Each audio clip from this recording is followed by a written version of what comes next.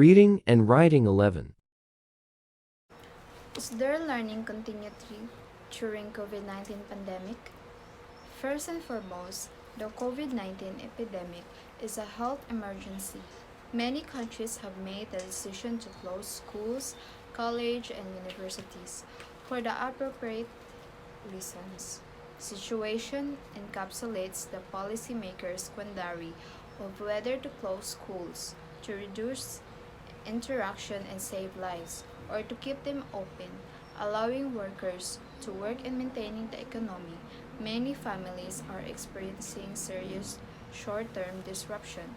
Many families around the world are experiencing a significant short-term disruption. Homeschooling is a tremendous shock to parents' productivity, as well as to children's social lives and learning, on an unproven and unprecedented scale. Education is migrating online. Students' assessments are now migrating online, resulting in a lot of trial and error and uncertainty for all involved. Many assessments have been cancelled outright. Importantly, these disruptions will not just be a short term issue, but they will also have long term effects for the impact cohorts, increasing inequality. My counterclaim is this pandemic has greatly affected all the things we do, even it's even if it's a small one and tends to be our daily routine. It affected our daily routine, such as riding public transportation, going to groceries, and going to school has changed since we need to be following health protocols. In all the things we do during this pandemic, that's why our educational system came up with a distant learning argument. Education system in this pandemic.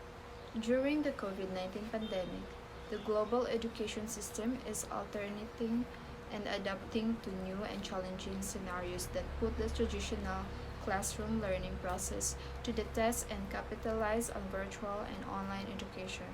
This report aims to explain how the Philippines higher education system dealt with difficulty of offering alternate education and learning services during the COVID-19 pandemic.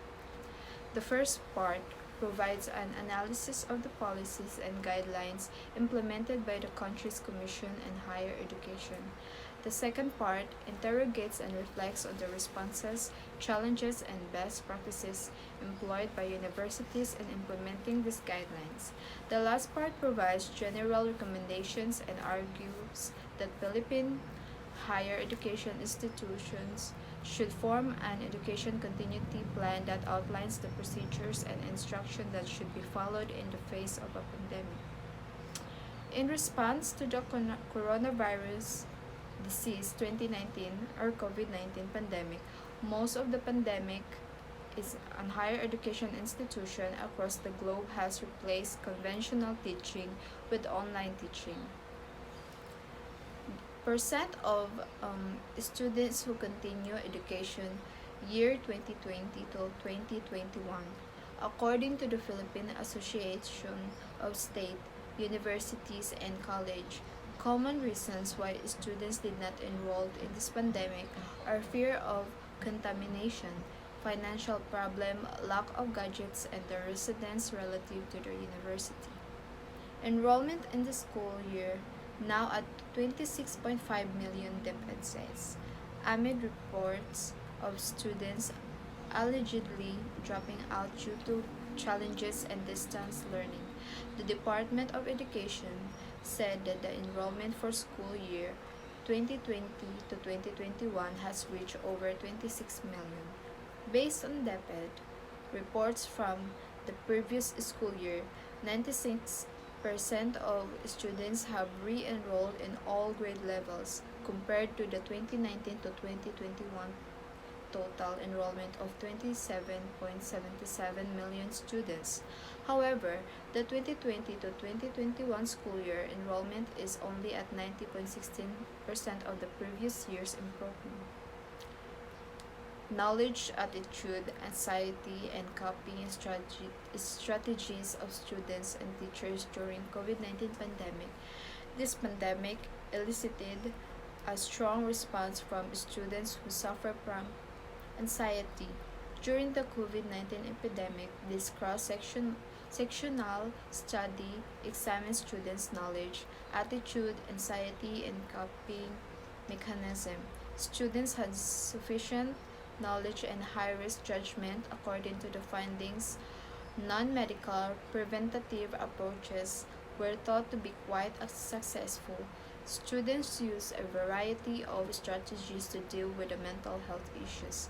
During this COVID 19 pandemic, throughout, it is critical to treat students' mental health.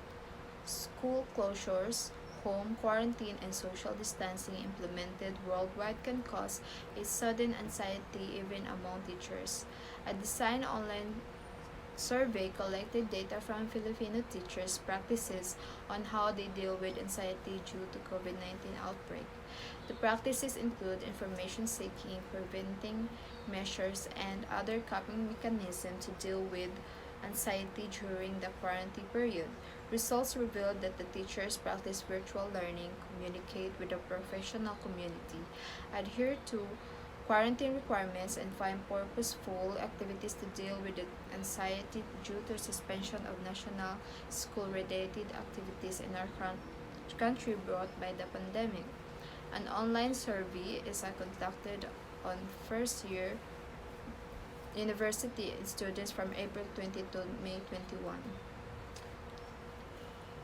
The students and the depression level were lower among 2020 first year students compared to previous year students. However, the 2020 first year students experienced high academic distress since they had to adopt an unfamiliar learning environment. The conclusion is therefore I conclude that the percentage of enrollees lessen when the pandemic hits due to the lack of resources and technology to do research and anymore. This also leads anxieties to our fellow students in coping the new learning strategy. That's all.